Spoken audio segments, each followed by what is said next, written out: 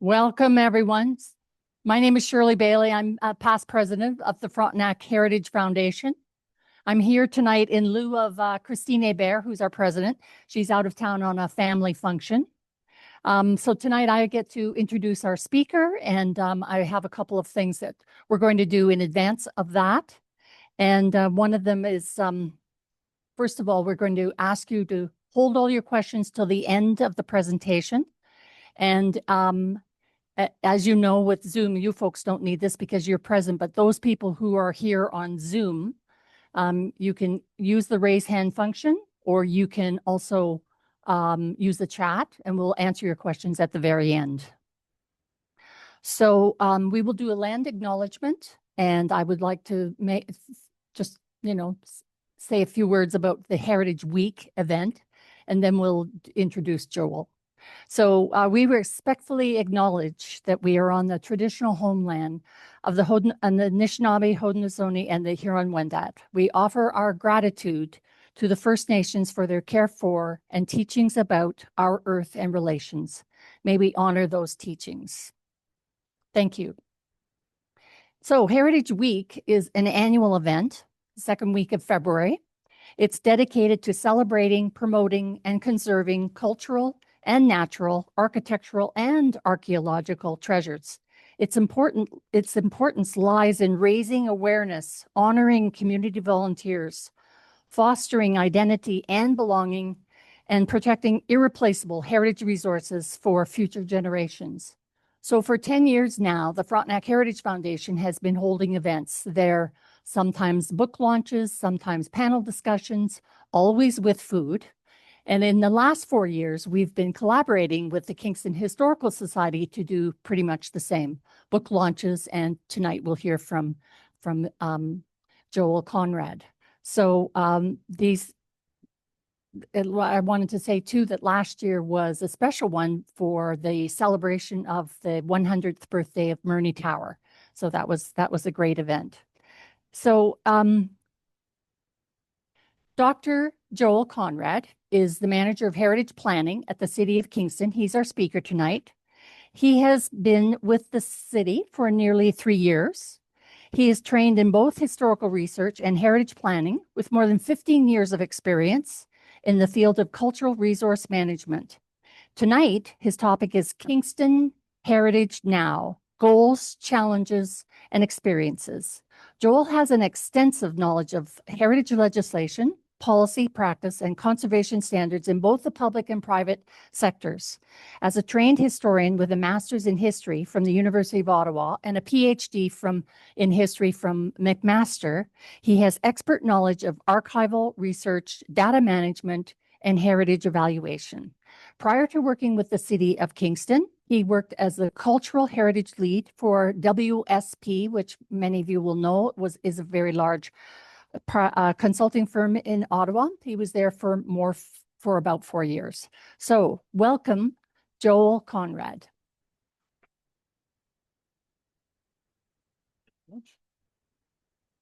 Thank you very much. Let me know if you can't hear me. I'll try to live up to my bio. Okay, thanks for introducing me. As Shirley said, my name's Joel Konrad, and I'm here to provide an overview of the work that the Heritage Planning team does for the city.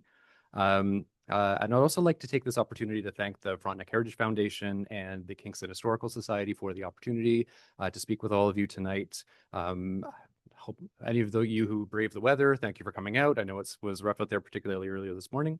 But it's always a privilege to speak to members of the community who dedicate so much time and effort to history and heritage. So thank you very much.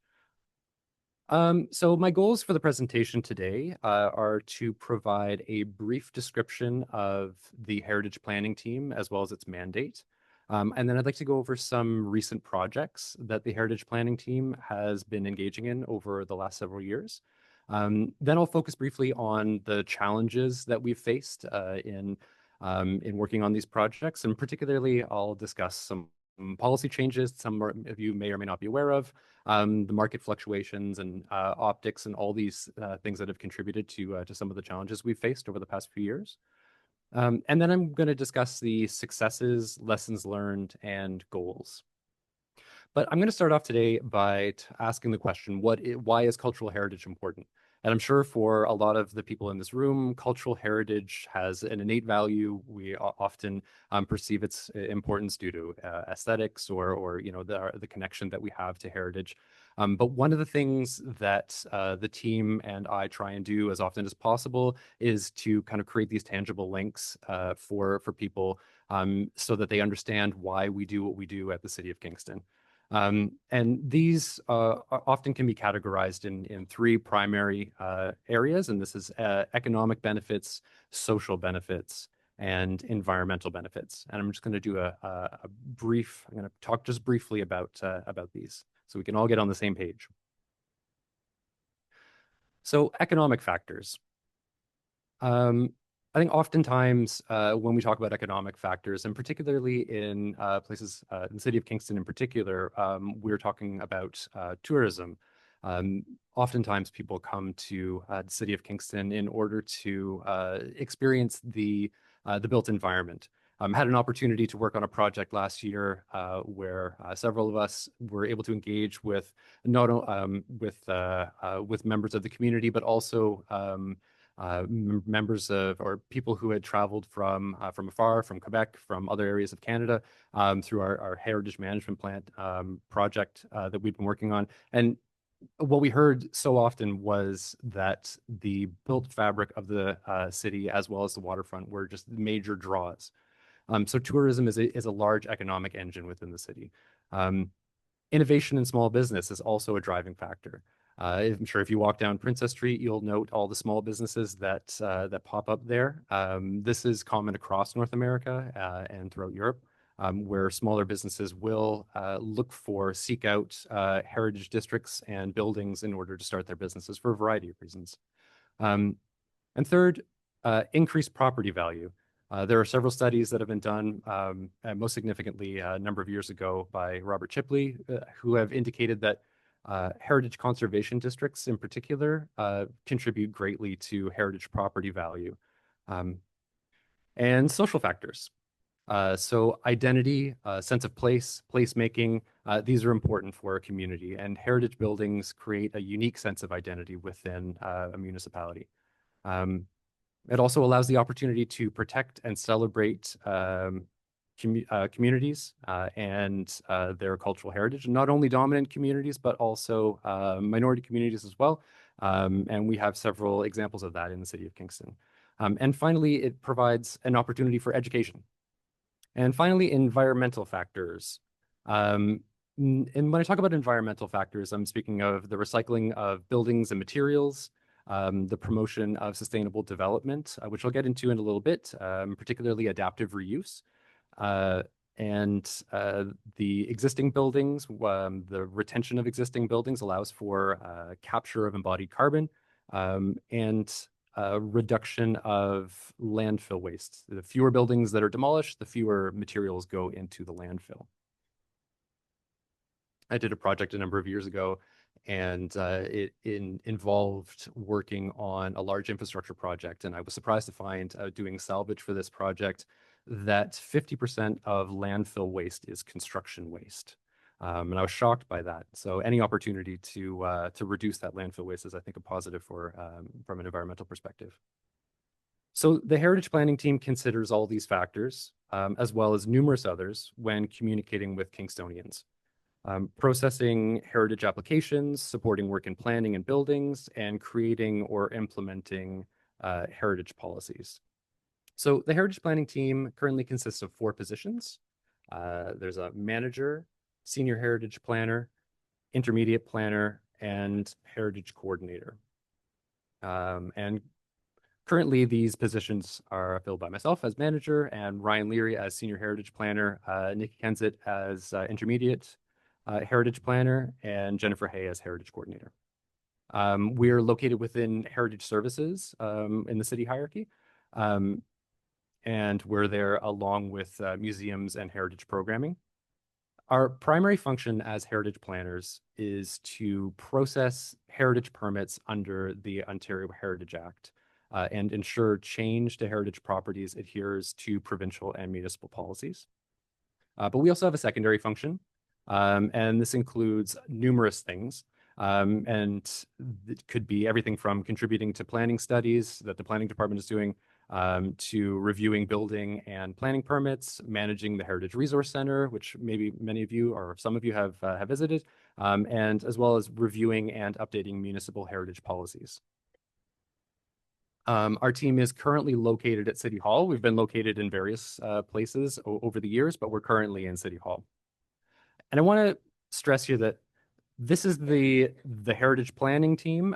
This is the team that deals primarily with change to the physical landscape when it comes to the heritage designated properties. But there are so many people at the city that contribute to the work that we do. And this includes the heritage programming and museums team, facilities. We work very closely with facilities, parks and forestry, planning, building, real estate, engineering. The list goes on. We really have an integrated system here, and we often communicate when we're working on heritage properties. So some recent projects that we've worked on. I mentioned earlier when speaking of environmental factors about adaptive reuse. So for those, many of you might be familiar with adaptive reuse, but for those that aren't, adaptive reuse encourages the continued use of a property through alteration rather than demolition. In a heritage context, adaptive reuse is preferred as it can retain, conserve, and showcase heritage attributes of designated properties. So I've included two recent examples. There are more, but I've included two here. The first is 47 Wellington Street. It's located in the Old Sydenham Heritage Conservation District. This is the one on the left, the image on the left. This project, I think, was broadly supported by the community, and I believe it won Frontenac Heritage Foundation Award. And it allowed new use of an important resource within the Old Sydenham HCD.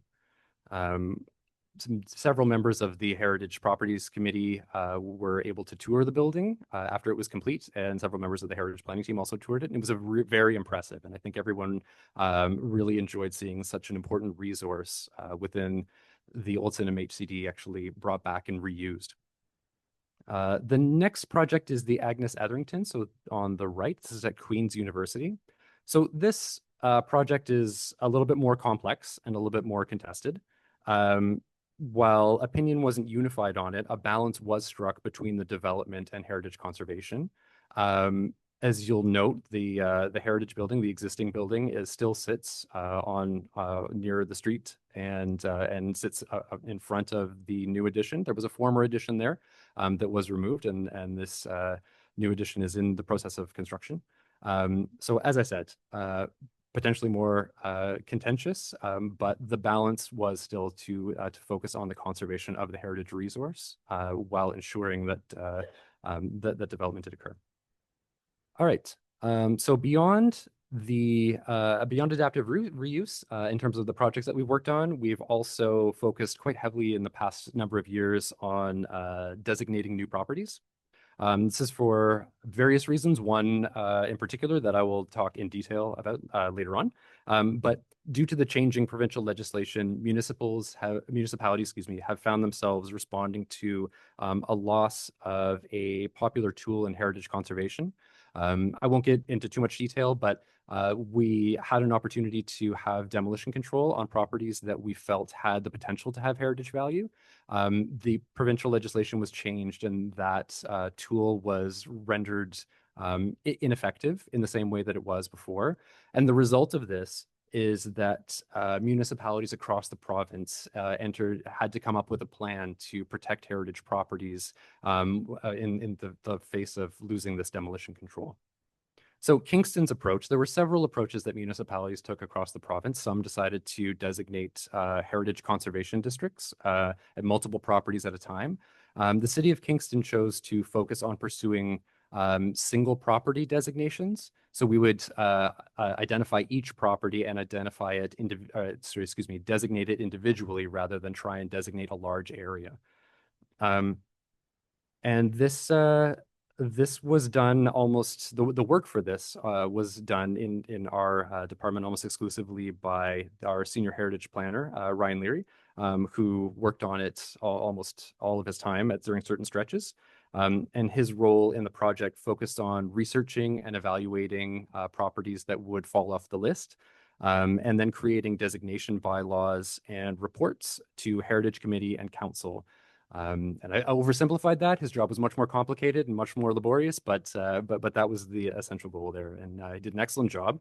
The results of the work is that we in the city of Kingston designated 137 properties over about a year and a half or 2 year period, and this is the most Part 4 designations in the province. So all municipalities across the province were all in the same boat, trying to come up with the solutions, and many doing the same thing. And the city of Kingston was able to designate the most properties within that period. And we're very proud of that. We only also had one appeal. So that appeal is still outstanding. So beyond the projects, adaptive reuse projects and designation project, the Heritage Planning team has also contributed to policy updates. And there have been several of them over the past few years.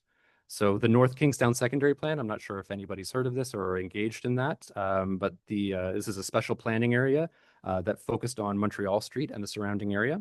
And the plan includes heritage policies that focus on conservation of heritage character. And the heritage planning team was instrumental. We were, from the outset, we were kind of embedded in the planning team and helped to form and refine the heritage planning policies that existed there, which included several updates and policies, including an expansion of the St. Lawrence Ward Heritage Character Area. We also updated our windows policy. The update to this really constituted or really consisted of refined definitions and clarifying expectations of the window policy, but we hope it made it clearer and easier to manage with, and it focused on windows as heritage attributes. We're currently, I don't know if everyone's aware, but the city of Kingston's currently in the process of updating their official plan. And we worked quite closely with the planning department in this endeavor. So the heritage policies that are captured in the update were reviewed by the heritage team, and actually the entire section was reviewed and updated by the heritage team as well as the planning team. So we worked very closely. In addition to that, the heritage planning team has worked to address any comments from individuals or public groups. And the goal with the official plan, and I think probably with the official plan throughout, but also with the heritage policies, is to create harmony with provincial expectations around heritage policy. And in that, I think we've been successful whilst still ensuring that heritage properties and heritage landscapes are protected. And finally, in the updates for policy projects, I just wanted to mention the Heritage Management Plan project. This was the project where we engaged with consultation with communities at several events. Some of you may have been involved in our open houses or done some of our surveys or met us on the street when we were out front on the waterfront for Canada Day or along Princess Street. So this is a multi-phase project, and we have completed part 1 of the project for phase 1. And that focused on public consultation. The next phase of this project will focus on a review of best practice around the province, as well as drafting a plan for managing heritage resources within the city. All right, I'll now move on to our challenges. So in any job, you always face challenges. In this job, the challenges, I think the most significant challenges since in the time that I've been here, and really since 2019, I think for municipal heritage planning, has been policy change. And policy change particularly at the provincial level. There are 3 primary acts that have changed quite substantially that we've had to manage change for to greater or lesser degrees. And these are them: the Ontario Heritage Act, the Planning Act, and the Environmental Assessment Act. I try not to get too much into the weeds and policy stuff, as I know it's kind of boring. But I will kind of gloss over and give you at least a high level description of some of the things that we struggle with. So first and foremost is a challenge to change to the Ontario Heritage Act. This has had really the most profound, the changes in to the Ontario Heritage Act have had the most profound impacts to our work.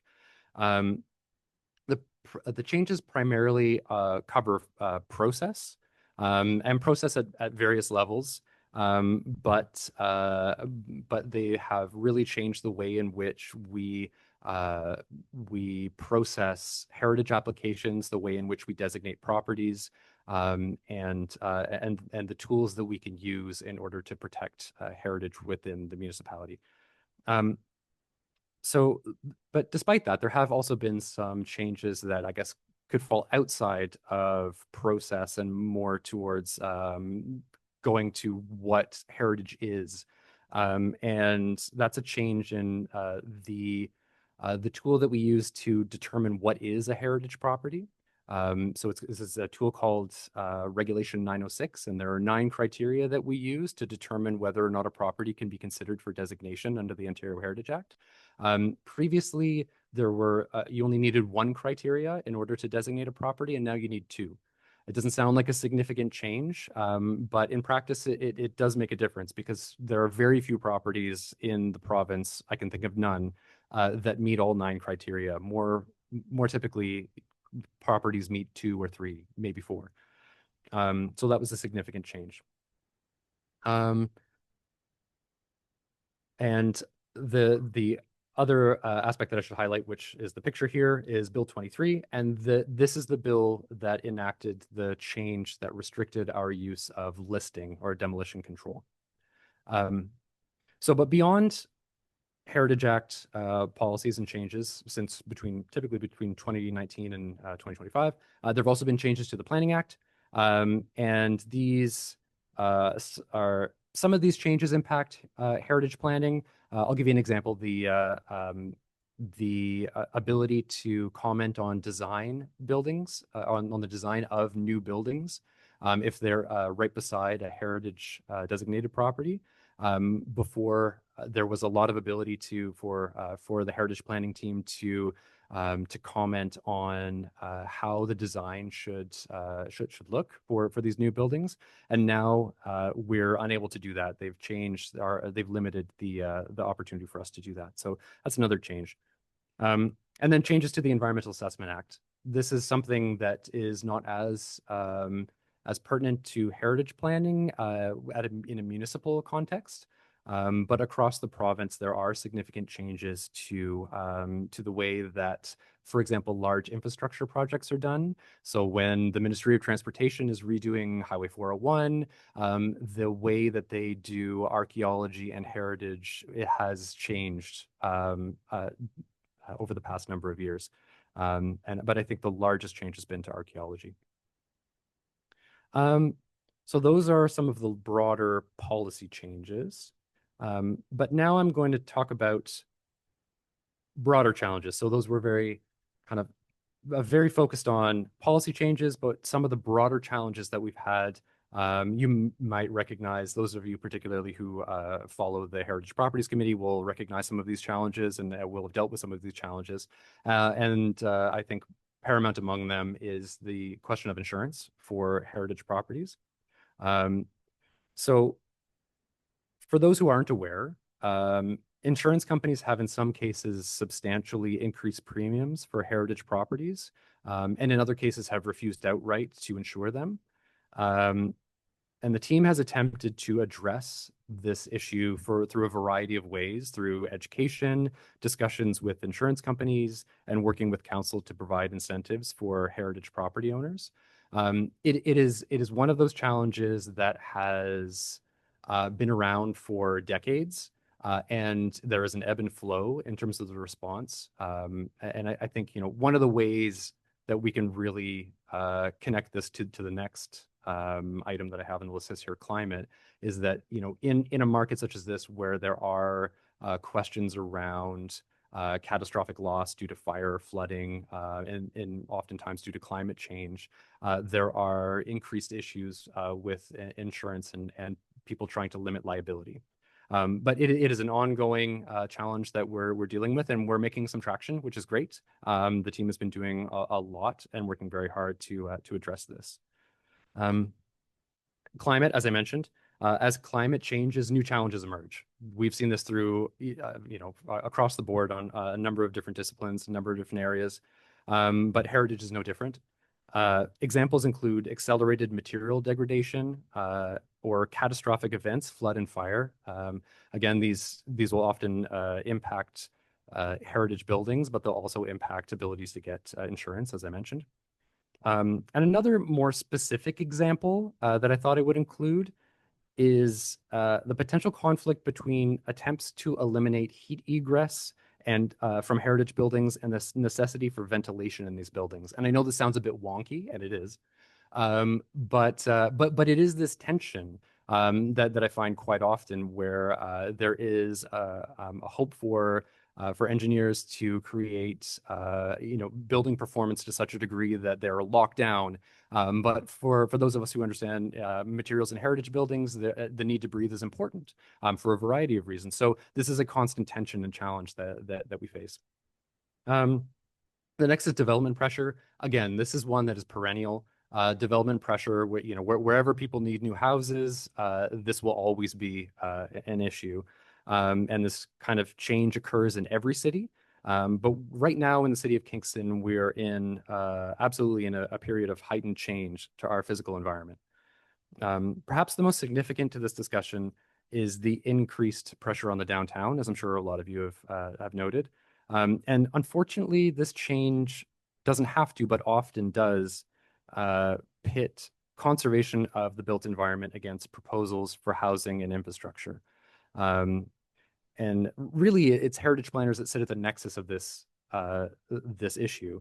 And it's our job to balance heritage conservation with development and change. And I think that is, if you take anything away from what we're here to do, it's one of the things that we struggle with and contemplate on a daily basis. It's how do we manage heritage conservation in the face of change. All right. And the last is community perspectives on heritage. So community perspectives on heritage are always varied and range from support and often ardent support, as many of you in this room are probably supporters of heritage, but the perspectives range through indifference to objection to heritage conservation as well. And that is also something that we have to manage. And I think one of the major issues, particularly when discussing insurance and development pressure, these recent challenges, they've intensified and made much more public the discussion over how we manage our heritage resources. So that's always, again, go back to balance. That's another consideration that we have and have to balance. So hopefully we're not too depressed, and I'm going to move on to some successes that we've had, and we've had quite a few. We've had a lot. So I'll start off with new designations. I think probably the most significant over the past 2 years has been the Kingston Penitentiary. It's now designated under Part 4 of the Ontario Heritage Act. It's also a National Historic Place, and it's protected federally currently. But the designation under Part 4 means that if and when the penitentiary ever leaves the hands of the federal government, it will be protected by the city through the Ontario Heritage Act. As many of you probably will feel, it's one of the most significant properties in the city. It dominates and defines the Portsmouth area, and it's an important tourist destination to the city. Beyond that, as a historian, I'm going to say this, it provides insight into the history of order and disorder and incarceration in Canada. And it's a very important property. I know our senior heritage planner, Ryan Leary, worked very hard and was very diligent in his work on this property, and I just thank him profusely for the amount of time and effort he spent on this. Another designation that I think we're particularly proud of is the comprehensive update to the designation of the Rockwood Asylum. So this is an interesting and unique property. It's a largely intact institutional landscape, which is now occupied by the Ministry of Municipal Affairs and Housing. It's also a good example. So that's the property. The process of designation was actually a good example of the coordination between the city of Kingston and the province, our Infrastructure Ontario. It's currently owned by the province, as I mentioned. And similar to the penitentiary, we can designate the property, but we can't enforce any designation bylaw on it until it leaves the hands of the province. But luckily, we were able to work very closely with Infrastructure Ontario, and we were on the same page. And I really view it as a success story in working with multiple levels of government in order to protect a property. Um, then finally, just the significant part for designations along Lower Princess. As part of that response to Bill 23 and the loss of the demolition control in the listing of properties, we were able to designate, as I mentioned, 137 properties, but many of those were along Lower Princess Street. Some examples of these include the Coffee and Co. building, the former Vandervoort's hardware store, and the Trailhead building. So all those were listed before and now have designations. Other successes include heritage planning projects. So as I mentioned earlier, we updated the Windows policy in order to strengthen the Windows policy. We also updated the heritage impact assessment terms of reference. And I won't get into too much detail about this heritage impact assessment terms of reference, but essentially what it is a document that provides our expectations, the city's expectations when we're assessing consultants' reports about change on designated properties. We have also doubled the Heritage Property Grant program budget. So 2026 will see an increase to the amount of money we'll be awarding through grants, and it's increased from 100,000 to 200,000 per year, so it's doubled. As part of this change, we've also kind of refashioned how the grants are given or the amounts that are given. So we'll now have one large matching grant of up to 50,000 and 15 smaller matching grants up to 10,000. There's also, I don't know if any of you have had the opportunity to go see, but there's been substantial restoration of the Frontenac County Courthouse, which is very impressive. The Heritage Planning team and I got to see the capitals up close and go up on some scaffolding, which was absolutely terrifying.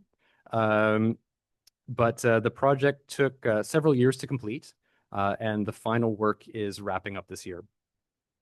Several elements were restored, including the columns and the Kirkpatrick fountain. And again, another plug for it. If you have an opportunity to go down and see it, maybe in the spring, it's really worthwhile.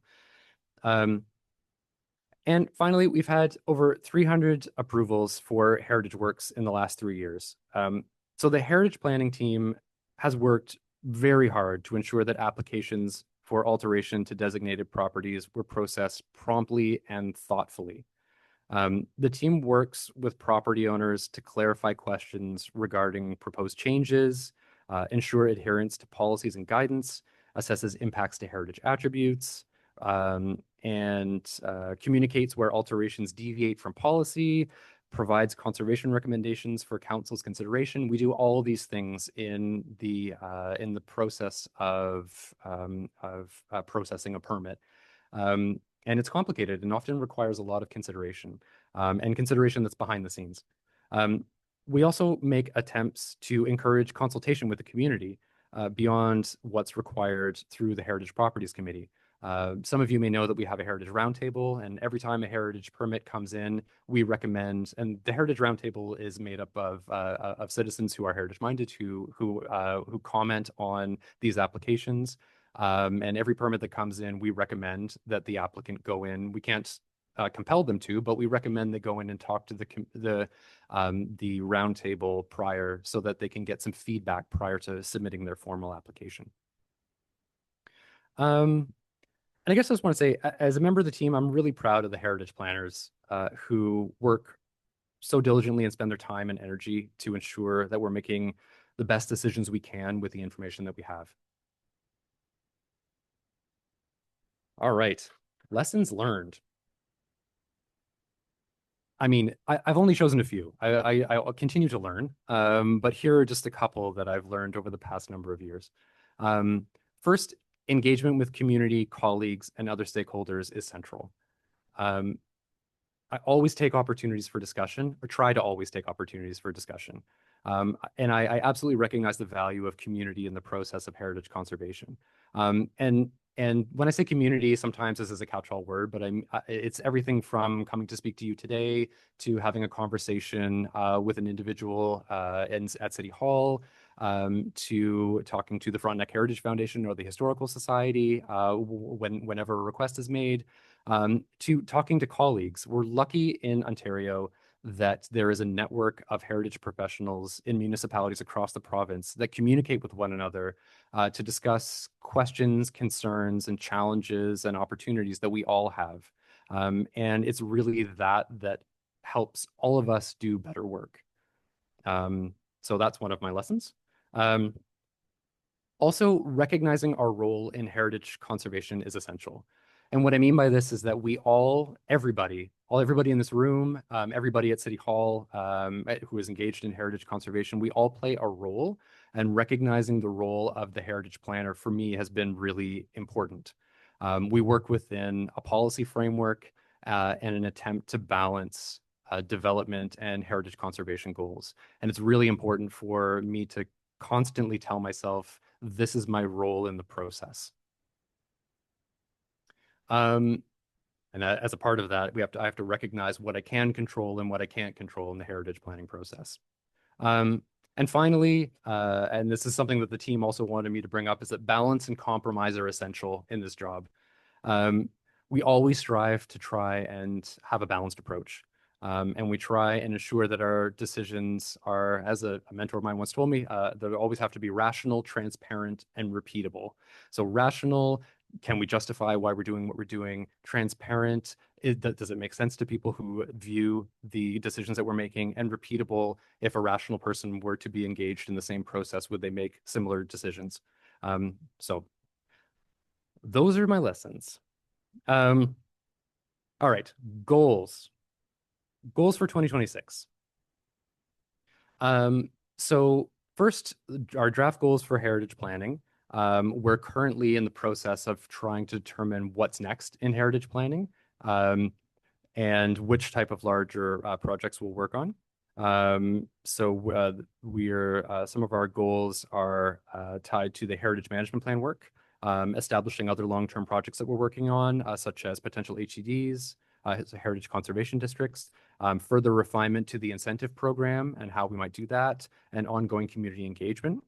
And the intent is to demonstrate and reinforce a connection between heritage stewardship and climate action, as well as economic benefit. This is one of the goals. And this is, I think, best exhibited in the official plan updates, where we've worked hard to demonstrate wherever possible that heritage conservation and economic benefit and environmental stewardship are tied. They're connected. Beyond that, we're making progress on our Queen's Heritage Easement Agreement, which is great. This has been on the books for a while, and we're making some great headway, which I'm very happy about. We complete the designation project this year. So that Bill 23 that I had up before, and the loss of the listing function of the Ontario Heritage Act, this goes into effect in its entirety at the end of this year, so January 1st, 2027. So we will be wrapping up the designation project this year. And then completion of heritage policies for official plan. This is driven by the planning department, but we will continue to support them and ensure that all the heritage policies are updated. And immediate next steps, we're working on the Heritage Property Loan Program. This is part of the incentive project and report. An update to the Heritage Property Tax Refund Program, also part of that incentive report. As I mentioned, the Queen's Heritage Easement Agreement. Working on several heritage planning studies. And there is a substantial restoration to Kingston City Hall that will be upcoming very soon. That is my presentation. I am absolutely happy to take any questions. And here's my contact information in case you should want to reach out. And thank you very much for having me. I'm Duncan McDowell, the program chair of the Kingston Historical Society, and I want to thank Joel for coming tonight. We often think of heritage as a neat little bundle. It's clear from what you've told us that it's like so many policy processes, that all sorts of layers and procedures and sensibilities. So thank you for laying that out for us. We can now walk the streets of Kingston and perhaps a bit better informed of what's good. Now, we'd like questions for Joel. If you have questions, the procedure in the room is that you raise your hand, and I'll bring this over so that we can all hear you, and then I'll bring it back to Joel. So may I call for questions? Hi. Similar to the Rockwood Asylum program, when you locate a property that you would like to list, it's obviously probably owned by someone already. Can you impose a listing on it and then they have to abide by renovation structure from that? That's how it works? Thank you. Thank you for the question. Yes, I'm absolutely happy to answer that. Yes, under the Ontario Heritage Act, currently listing or designation does not require the approval of the property owner. So if the city or identifies a property for designation, then it has the ability to designate the property without the owner has to be informed, but doesn't have to be supportive. However, throughout the designation project, we went above and beyond the statutory requirements to invite property owners in and have a discussion about designation prior to moving forward with the designation. We often worked with the property owners. Oh, sorry.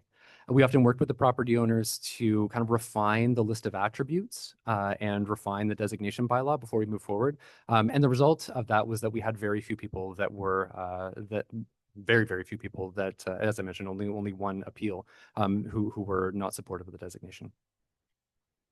Hey, Joel, could you tell us more about Rockwood? Again, with the designation was carried forward by Ryan Leary, who manages most of our designations, and he is the best source for information on Rockwood. He's done tours there. I believe he's doing another tour there in the near future. So maybe that might be a good plug for that. I believe he's doing a Jane's Walk for a tour of Rockwood. So I would suggest having Ryan describe it and be there and physically see it, because it is very impressive. And if you do have an opportunity to go, I would very much suggest you do so. But I think that's probably the best thing that I can say about it. Oh, I can absolutely mention that. Yeah. So in the process of designating, as I mentioned, it's currently owned by the province. So currently, if the province chooses to alter the property, then the designation bylaw has no standing. But if the property is sold to a private entity, a private owner, then the municipal designation kicks in, which means that we have the ability to manage change on the property. I know that's kind of a very broad term, but essentially what that means in practice is that if there is if the owner wants to make a change to the property, then they would have to go through the heritage application process. And the heritage application, depending upon the scale of the change, the application would go to us and we would review, work with them. For this property in particular, if it was a substantial change, we would request that a heritage impact assessment be done by a consultant. And then we would work with them to understand the change and then provide that information and a recommendation report to Heritage Properties Committee. Then Heritage Properties Committee would make a recommendation, and then that would go to council for decision. So there are many layers of decision making if a change is requested once that property goes into private hands. I might add to that, we often walk our dogs out there, and I look at that magnificent but monumental building.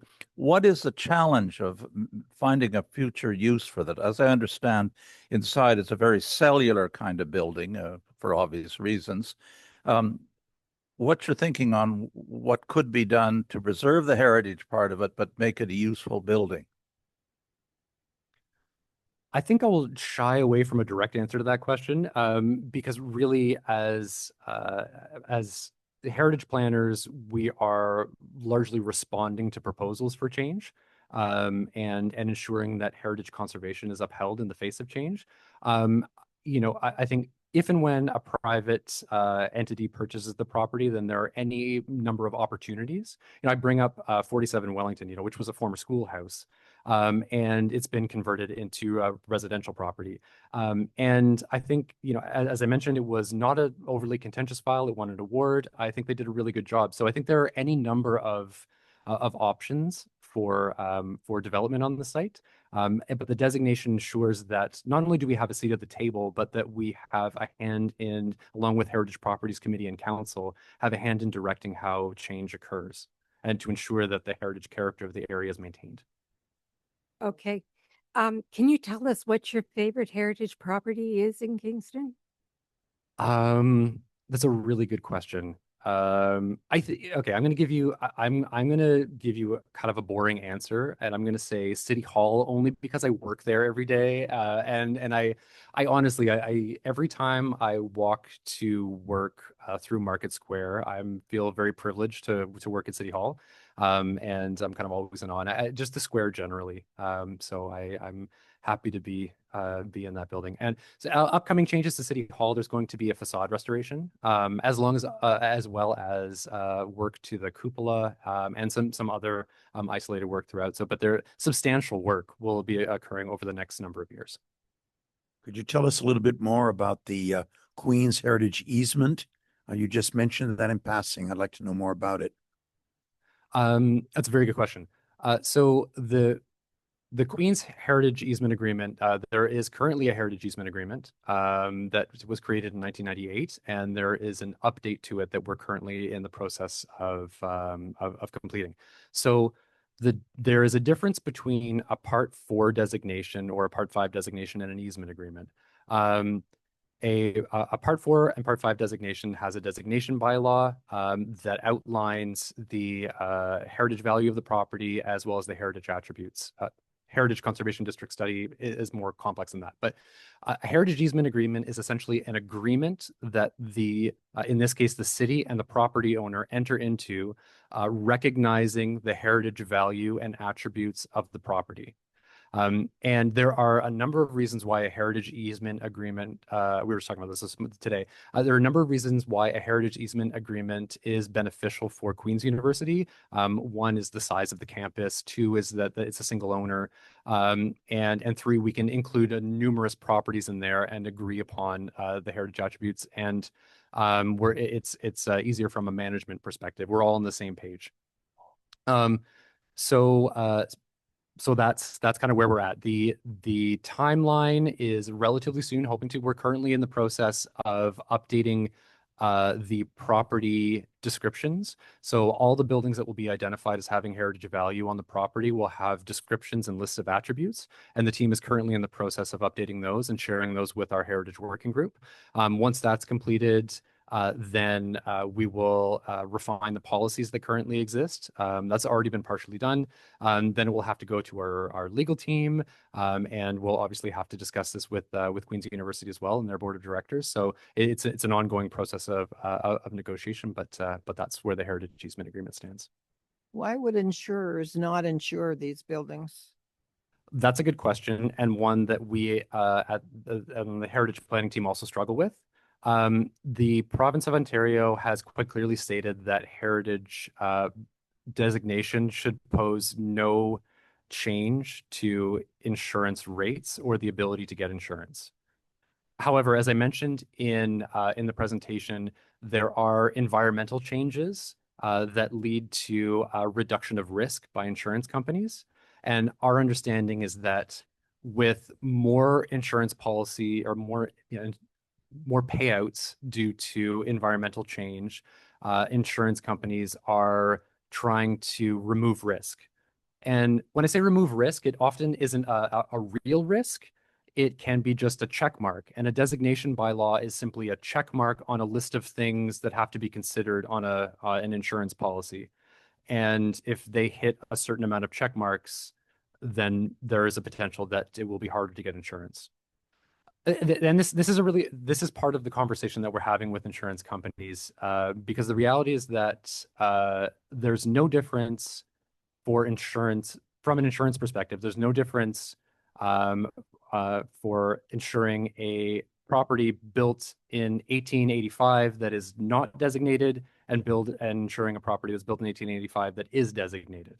There are no additional requirements. So, for example, in the case of catastrophic loss due to fire or flood, the expectation is not that the owner has to rebuild like for like, right? There's no expectation from the city or from the province that if your heritage building is destroyed by fire, then you have to rebuild your old stone building. That's not the case. But I think there are many, and I've talked to insurance companies, and I think oftentimes it's a case of education. Oftentimes people don't know the nuances about designation, and again, they just check it off as a perceived risk rather than knowing it is actually a risk. Let me ask a question, if I may. You mentioned under the social benefits of heritage, identity. Now, most of what we think of as heritage is bricks and mortar, and we can identify the style of it, and we have this glorious limestone architecture. Identity is a slipperier thing. It changes. You're a historian too. It changes over time. So, for instance, 30 years ago, this audience would have been struck as being very strange that we would have an indigenous land acknowledgement at the beginning, because our identity then, by and large, did not encompass that. We wouldn't have probably thought of the Jewish synagogue as being in it. We wouldn't have thought of the Black presence in Kingston and various other things. So identity moves, and you talked about community perspectives, listening to them. That seems to me is the hardest part of what kind of ideology or interpretation do you impose on all of this. Limestone City, sure. Loyalist City, that's a little more ideologically loaded, but that changes and it's politically slippery. That's a complicated question. Yeah, but yes, but I'll try. I'll start off as somebody who did their PhD on identity. I would say that I agree with you. Identities are always shifting. And this is why we have to constantly reevaluate what it is that we designate, what it is that we protect, what it is that we celebrate. And our approach at designation now, even though we use the same criteria, may consider different things. Indigenous communities in particular is something that I think is important. Another thing that we struggle with quite often is landscape. Yes, I would say there is flexibility in the evaluation system that the province has provided to include the identification and protection of historical heritage resources that demonstrate a multitude of identities. Right. So there is an opportunity for us as heritage planners to identify indigenous spaces, to identify, I mean, you mentioned the Jewish synagogue. I mean, we have designations for properties, that are Jewish synagogues. We have plaques and otherwise for other communities. So I would say that we're currently have the benefit of having a values-based system of evaluation that allows us the flexibility to promote the heritage identities of various different communities. I will say also, though, that changes to the Regulation 906 are potentially making it more challenging, but we'll have to see how this goes moving forward. Recently, as you probably know, the United Nations World Heritage Site evaluation has added beyond built environment things, culture, the French baguette, Peruvian song. It'd be fun to think of what we could do in Kingston on that measure, but I'll leave that to you. Yeah, that is a whole other kettle of fish. The intangible heritage list is a whole other thing. I just have a question about the Heritage Grant Program. You mentioned that the budget had been allocated, but does it need a bylaw change, and when might that be coming forward? So I'm going to start by saying, yes, it has been allocated. We are currently in the process of updating the bylaw, which, as I'm sure you can appreciate, is challenging and complex. We are working we're past the first draft, but we're currently in the process of ensuring that that everything conforms. I've been I've had the opportunity to work on several different bylaws and policy changes, and something like the Heritage Grant I thought would not be as complex as it is. But the aim is absolutely this year. Well, Joel, you've excited a lot of questions. We appreciate your coming here tonight, and thank you and wish you good luck with your work. We, as a token of both the foundation and the society's appreciation, we want to thank you. We had hoped to give you a limestone cottage, but apparently we're not allowed to do that with the city servants, but would like you to take this plaque on our behalf. Thank you. Thanks so much. Thank you. Thank you for coming, all of you. And from the society point of view, our next meeting will be on March the 21st, when Jake Bredman will be talking about McDonald House and the people who lived in it. Shirley, do you want to make we're equal opportunity advertisers? Well, for equal opportunity, I hope I got this date right, but I think the 9th of March, we have a tour of 47 Wellington. So if you haven't seen it already and you want to sign up for that, I think it is members only. So that costs you $45 a year. So I get a double plug for this. Thanks everybody for coming out. It's been a lot of fun.